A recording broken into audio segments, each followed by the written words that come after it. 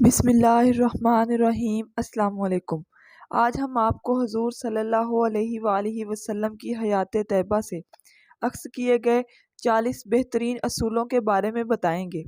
یہ 40 اصول ہمارے پیارے رسول صلی اللہ علیہ وآلہ وسلم کی حیات طیبہ کا نچوڑ ہیں۔ یہ سیرت النبی سے اخذ کیے گئے ہیں۔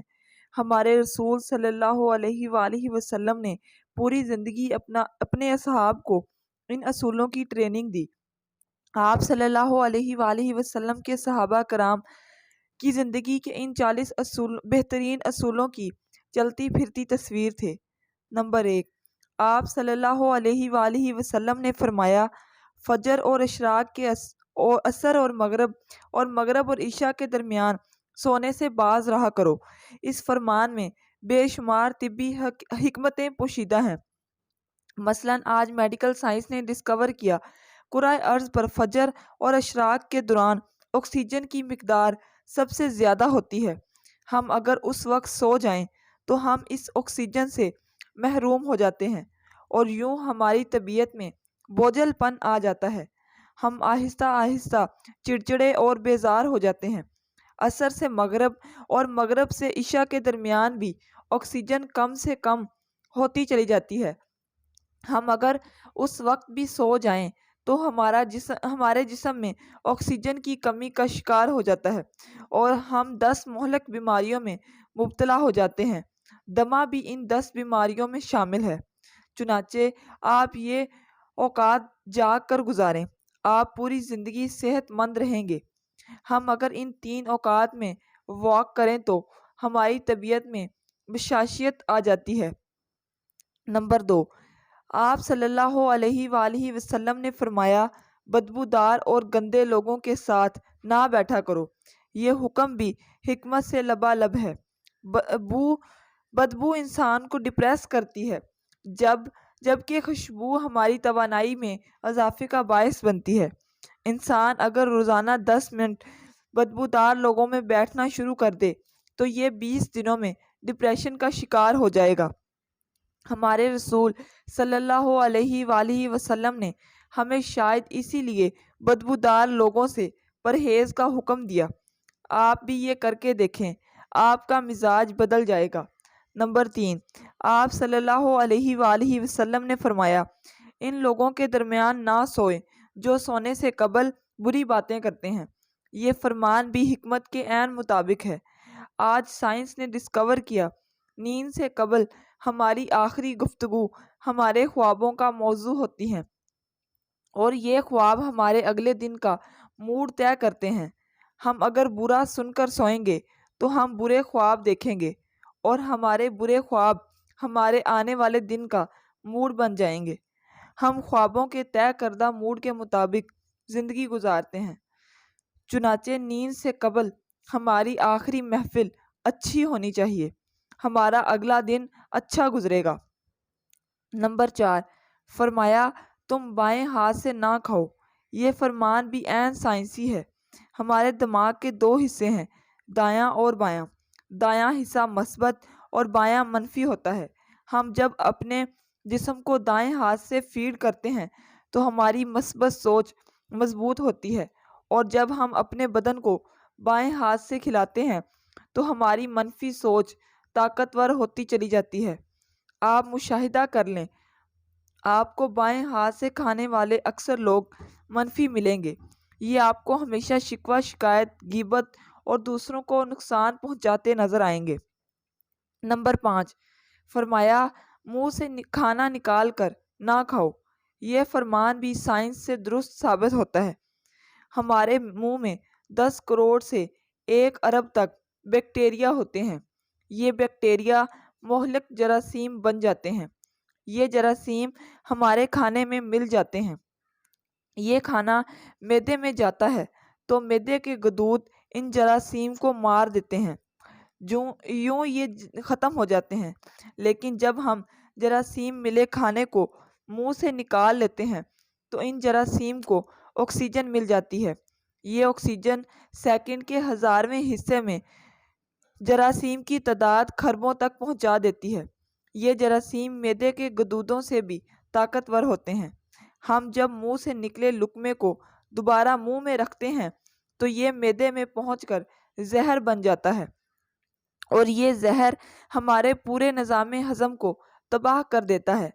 آپ کو زندگی میں کبھی کوئی ایسا صحت مند نہیں ملے گا جسے لقمہ نکال کر کھانے کی عادت ہو، جبکہ آپ کو ہونٹ بھینچ کر اور آواز پیدا کیے بغیر کھانے والے لوگ ہمیشہ صحت مند ملیں گے۔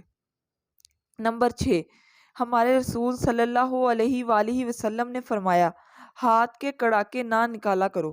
سائنس کا کہنا ہے ہم میں سے جو لوگ انگلیوں کے کڑاکے نکالتے ہیں ان کے جوڑ کھلنا شروع ہو جاتے ہیں اور یہ جلد آرتھریٹس کا شکار ہو جاتے ہیں۔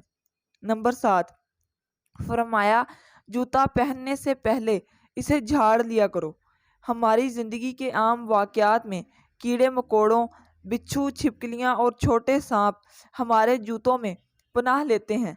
ہمارے بچے بھی جوتوں میں کیل، کانٹے اور بلیڈ پھینک دیتے ہیں، چنانچہ جب ہم جوتا پہنتے ہیں تو ہمارے پاؤں زخمی ہو جاتے ہیں یا پھر ہمیں کیڑے مکوڑے کاٹ لیتے ہیں۔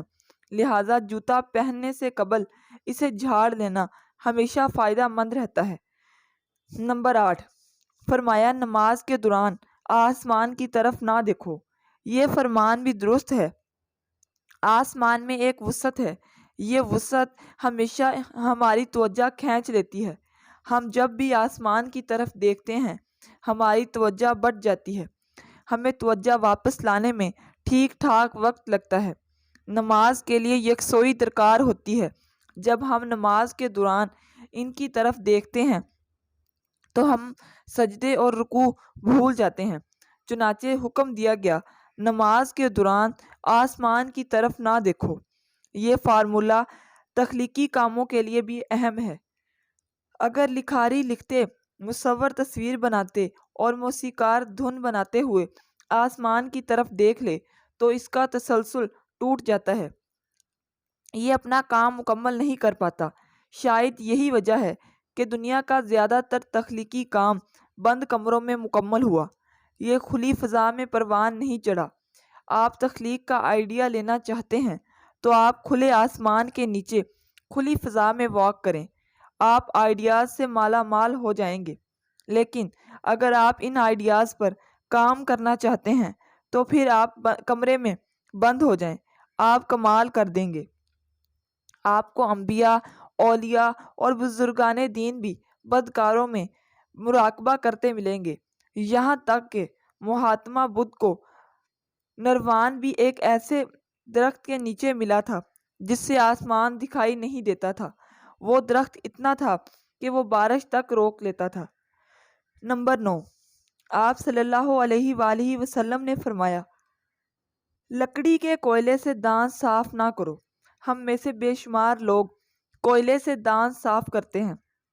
کوئلے سے ہمارے دانت وقتی طور پر چمک جاتے ہیں، لیکن یہ بعد ازاں مسوڑے بھی زخمی کر دیتے ہیں، دانتوں کی جڑیں بھی ہلا دیتے ہیں اور یہ منہ میں بھی بو پیدا کرتے ہیں۔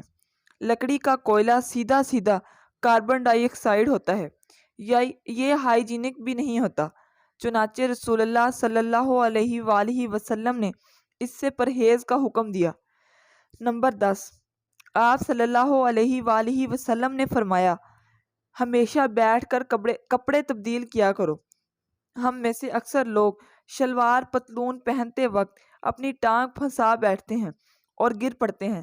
ہم میں سے ہر شخص زندگی میں کبھی نہ کبھی اس صورتحال کا شکار ضرور ہوتا ہے۔ بالخصوص ہم بڑھاپے میں شلوار یا پتلون بدلتے وقت ضرور گرتے ہیں۔ آپ صلی اللہ علیہ وآلہ وسلم نے شاید اس قسم کے حادثوں سے بچنے کے لیے یہ حکم جاری فرمایا تھا۔ نمبر 11، آپ صلی اللہ علیہ وآلہ وسلم نے فرمایا، اپنے دانتوں سے سخت چیز مت توڑا کرو۔ ہم لوگ اکثر بادام، اخروٹ توڑنے کی کوشش میں اپنے دانت تڑوا بیٹھتے ہیں۔ دانت ایکٹیو زندگی کا قیمتی ترین اثاثہ ہوتے ہیں۔ آپ صلی اللہ علیہ وآلہ وسلم نے شاید اسی لیے دانتوں کو سخت چیزوں سے بچانے کا حکم دیا۔ خوراک تہذیب کا تیسرا بڑا عنصر ہوتی ہے۔ اگر آپ کسی قوم کسی خاندان یا کسی شخص کی تہذیب کا اندازہ لگانا چاہتے ہیں تو آپ صرف اتنا دیکھ لیں کہ وہ کیا کھا رہا ہے اور وہ کیسے کھا رہا ہے۔ آپ کو مزید تحقیق کی ضرورت نہیں رہے گی۔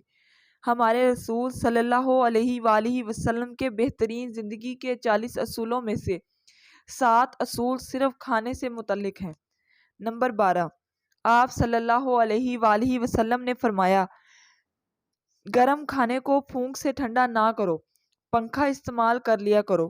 یہ فرمان بھی ہائیجین پر بیس کرتا ہے۔ ہم جب گرم کھانے کو پھونک مارتے ہیں، یہ حرکت تہذیب اور شائستگی کے بھی منافی ہے۔ نمبر 13، فرمایا، کھانا کھاتے وقت اسے سونگھا نہ کرو۔ کھانے کو سونگھنا بد تہذیبی بھی ہوتی ہے اور کھانے کی خوشبو ہمارے ناک کے اندر موجود سونگھنے کی گلیوں اور پھیپھڑوں کی دیواروں کو بھی زخمی کر دیتی ہے۔ اس سے ہمیں چھینک بھی آ سکتی ہے اور یہ ہمارے کھانے کو برباد کر سکتی ہے۔ نمبر 14، اور فرمایا، اپنے کھانے پر اداس نہ ہوا کرو۔ ہم عموماً کھانے کی مقدار اور کوالٹی پر اداس ہو جاتے ہیں۔ ہم دوسروں کی پلیٹ کی طرف دیکھتے ہیں۔ یہ عادت ہمارے اندر ناشکری پیدا کرتی ہے۔ ہم اگر کھانے کو اللہ کا رزق سمجھیں، اس پر شکر کریں، تو ہمارے اندر برداشت بھی بڑھے گی اور صبر اور شکر کی عادت بھی ڈیولپ ہوگی۔ یہ عادت ہماری زندگی کو بہتر بنا دے گی۔ نمبر 16، فرمایا، منہ بھر کر نہ کھاؤ۔ ہمارا منہ خوراک کے ہاضمے کا آدھا کام کرتا ہے، باقی آدھا کام معدہ سر انجام دیتا ہے۔ ہم جب منہ بھر لیتے ہیں تو زبان اور دانتوں کو اپنا کام کرنے کے لیے جگہ نہیں ملتی۔ ہم جلدی جلدی نگلنے پر مجبور ہو جاتے ہیں اور یوں ہمارے معدے کی ذمہ داری بڑھ جاتی ہے۔ معدہ یہ ذمہ داری پوری نہیں کر پاتا، تاہم بد ہضمی کا شکار ہو جاتے ہیں۔ ہمارے رسول صلی اللہ تعالیٰ علیہ وآلہ وسلم ہمیشہ چھوٹا لقمہ لیتے تھے، دیر تک چباتے تھے اور آدھا معدہ بھرنے کے بعد ہاتھ کھینچ لیتے تھے۔ آپ صلی اللہ علیہ وآلہ وسلم پوری زندگی صحت مند رہے۔ آپ صلی اللہ علیہ وآلہ وسلم کے صحابہ نے بھی یہ عادت اپنا لی، چنانچہ مدینہ کے طبیب بے روزگار ہو گئے اور وہ کھجوروں کی تجارت کرنے لگے۔ نمبر 17، فرمایا، اندھیرے میں مت کھاؤ۔ اس فرمان کی 2 وجوہات ہیں۔ اندھیرے میں کھانا کھانے سے کیڑے مکوڑے ملنے کا خدشہ ہوتا ہے، اور دوسرا، روشنی کا کھانے کے ساتھ گہرا تعلق ہوتا ہے۔ ہمیشہ روشنی میں کھایا ہوا کھانا زیادہ انرجی دیتا ہے۔ یہ وہ واحد وجہ ہے جس کی بنا پر دنیا بھر میں ڈنر کے وقت ہال اور کمرے کی تمام لائٹس آن کر دی جاتی ہیں۔ یہ ممکن نہ ہو تو میز پر موم بتیاں جلا دی جاتی ہیں۔ انگریز اس انتظام کو کینڈل لائٹ ڈنر کہتے ہیں۔ یہ روایت ہزاروں سال سے چلی آ رہی ہے۔ آپ صلی اللہ علیہ وآلہ وسلم نے بھی روشنی میں کھانے کا حکم دے کر اس روایت کی تائید فرمائی۔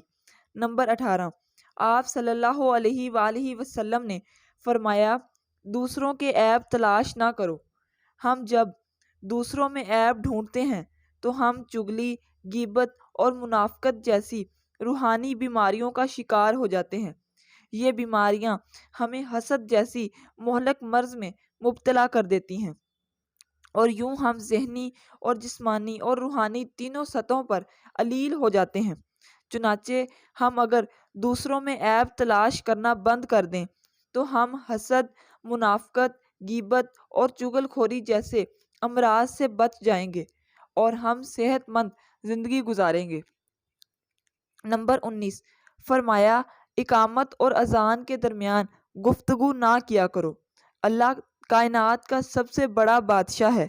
اذان اس بادشاہ کی طرف بلاوا ہوتا ہے اور اقامت شرف بازیابی کی اجازت۔ چنانچہ یہ دونوں اوقات پروٹوکول کے ہیں۔ اللہ تعالیٰ کو پروٹوکول کی خلاف ورزی اچھی نہیں لگتی۔ ہم اگر دنیاوی بادشاہوں کے پروٹوکول کا خیال رکھتے ہیں تو پھر ہمیں دنیا کے سب سے بڑے بادشاہ کے پروٹوکول کا سب سے زیادہ احترام کرنا چاہیے۔ نمبر 20، فرمایا بیت الخلاء میں بات نہ کیا کرو، اس کی وجہ سے جراثیم کا جسم میں داخل ہونا آسان ہو جاتا ہے۔ نمبر 21، آپ صلی اللہ علیہ وآلہ وسلم نے فرمایا، دوستوں کے بارے میں جھوٹے قصے بیان نہ کیا کرو۔ دوستوں کے بارے میں جھوٹے قصوں سے دوستوں کی دل آزاری بھی ہوتی ہے اور دوست بدنام بھی ہوتے ہیں، چنانچہ اس عادت بد سے پرہیز دوستی کے لیے بہت اہم ہے۔ نمبر 22، فرمایا دوست کو دشمن نہ بناؤ۔ یہ فرمان نفسیات اور معاشرت دونوں کے لیے انتہائی اہم ہے۔ ہمارے دوست ہماری تمام کمزوریوں سے واقف ہوتے ہیں۔ یہ جب دشمن بنتے ہیں تو یہ دنیا کے خوفناک ترین دشمن ثابت ہوتے ہیں، چنانچہ ہمیں زندگی میں نہ کبھی کسی دوست کو دشمن بنانا چاہیے اور نہ کبھی کسی دوست کا دشمن بننا چاہیے۔ نمبر 23، فرمایا اور دوستوں کے بارے میں شکوک نہ پالو، شک دوستی کے لیے زہر ہوتا ہے۔ ہم جب دوستوں کے بارے میں مشکوک ہوتے ہیں تو دوستی کا دھاگا کمزور ہو جاتا ہے، چنانچہ شک سے بچنا ضروری ہوتا ہے۔ نمبر 24، فرمایا چلتے ہوئے بار بار پیچھے مڑ کر نہ دیکھو۔ چلتے ہوئے پیچھے مڑ کر دیکھنا ایک نفسیاتی بیماری ہے۔ یہ بیماری خوف زدہ، ڈرے اور سہمے ہوئے لوگوں میں کامن ہوتی ہے۔ ہم جب چلتے ہوئے پیچھے مڑ کر دیکھتے ہیں تو ہم اس بیماری کا شکار ہوتے چلے جاتے ہیں۔ پیچھے مڑ کر دیکھنے سے ہماری توجہ بھی بڑھ جاتی ہے، ایکسیڈنٹ کا خطرہ بھی پیدا ہو جاتا ہے اور ہماری رفتار بھی آدھی رہ جاتی ہے اور ہم بلا وجہ دوسرے لوگوں کو اپنی طرف متوجہ بھی کر لیتے ہیں۔ نمبر 25، فرمایا ایڑیاں مار کر نہ چلو۔ ایڑیاں مار کر چلنا اور چلنے کے دوران دھمک یا آواز پیدا کرنا تکبر کی نشانی ہے اور تکبر مسلمانوں کو سوٹ نہیں کرتا۔ ہمارے پاؤں کا ہمارے دماغ کے ساتھ بھی گہرا تعلق ہوتا ہے۔ ایڑیاں مار کر چلنے سے دماغ پر گہرا اثر ہوتا ہے، ہم دماغی لحاظ سے کمزور ہو جاتے ہیں۔ آپ کو ایڑیاں مار کر چلنے والے جلد دماغی امراض کی ادویات کھاتے ملیں گے۔ نمبر 26، فرمایا کسی کے بارے میں جھوٹ نہ بولو۔ جھوٹ دنیا کی سب سے بڑی معاشرتی برائی اور گناہوں کی ماں ہے۔ ہم اگر صرف جھوٹ بند کر دیں تو معاشرہ ہزاروں برائیوں سے پاک ہو جاتا ہے۔ نمبر 27، فرمایا ٹھہر کر صاف بولو تاکہ دوسرے پوری طرح سمجھ جائیں۔ جھوٹ کے بعد غلط فہمی معاشرے کی سب سے بڑی برائی ہے۔ ہم جب گفتگو میں واضح نہیں بولتے تو غلط فہمیاں پیدا ہوتی ہیں اور یہ غلط فہمیاں معاشرتی بگاڑ کا باعث بنتی ہیں، چنانچہ ہم جب بھی بولیں بلند، واضح اور صاف بولیں۔ نمبر 28، آپ صلی اللہ علیہ وآلہ وسلم نے فرمایا اکیلے سفر نہ کیا کرو۔ یہ فرمان بھی حکمت سے بھرپور ہے۔ اکیلا آدمی خوف زدہ بھی رہتا ہے، پریشان بھی، اور یہ عموماً حادثوں کا شکار بھی ہو جاتا ہے۔ تحقیق سے ثابت ہوا ہے سفر کے دوران اکیلے آدمی زیادہ لٹتے ہیں، زیادہ جلد بیمار ہوتے ہیں اور زیادہ غلط فیصلے کرتے ہیں، چنانچہ جب بھی سفر کریں ایک یا دو لوگوں کو ساتھ شامل رکھیں، بالخصوص عورت کو بھی اکیلے سفر نہ کرنے دیں۔ نمبر 29، فرمایا فیصلے سے قبل مشورہ ضرور کریں۔ انسان 16 کیمیکلز کا مجموعہ ہے۔ یہ کیمیکلز ہمارے موڈز طے کرتے ہیں۔ یہ موڈ ہماری زندگی کے چھوٹے بڑے فیصلے کرتے ہیں۔ مشورہ ہمیشہ سمجھدار کی بجائے تجربہ کار شخص سے کرنا چاہیے، آپ کو کبھی نقصان نہیں ہوگا۔ نمبر 30، فرمایا کبھی غرور نہ کرو۔ غرور ایک ایسی بری عادت ہے جس کا نتیجہ کبھی اچھا نہیں نکلتا۔ مغرور لوگ کبھی طبیعی موت نہیں مرتے، یہ غیر طبیعی موت مرتے ہیں اور ہمیشہ بے عزتی اور ذلت وراثت میں چھوڑتے ہیں۔ نمبر 31، فرمایا شیخی نہ بگاڑو۔ یہ بھی کمال اصول ہے۔ ہم عزت بڑھانے کے لیے شیخی مارتے ہیں اور ہمیشہ پرانی عزت بھی گنوا بیٹھتے ہیں۔ نمبر 32، فرمایا گداگروں کا پیچھا نہ کیا کرو۔ ہم میں سے بے شمار لوگ فقیر کو 10-20 روپے دے کر یہ جاننے کی کوشش کرتے ہیں کہ یہ واقعی حقدار تھا یا نہیں۔ یہ عادت ہمیں شکی بھی بنا دیتی ہے اور یہ صدقے اور خیرات سے بھی دور کر دیتی ہے۔ نمبر 33، فرمایا مہمان کی کھلے دل سے خدمت کرو۔ یہ عادت ہماری شخصیت میں کشش پیدا کرتی ہے۔ آپ کو مہمان نوازوں میں ہمیشہ مقناطیسی کشش ملے گی، آزما کر دیکھ لیں۔ نمبر 34، فرمایا غربت میں صبر کیا کرو۔